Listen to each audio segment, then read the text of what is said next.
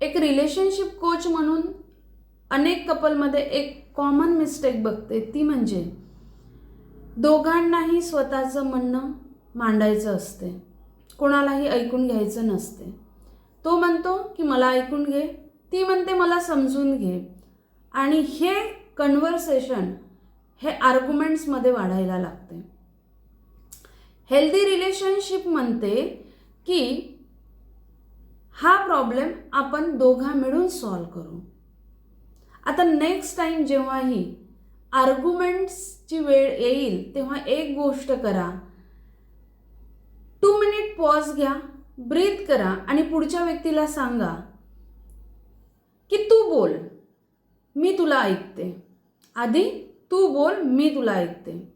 आणि बघा परिस्थिती चेंज व्हायला लागेल.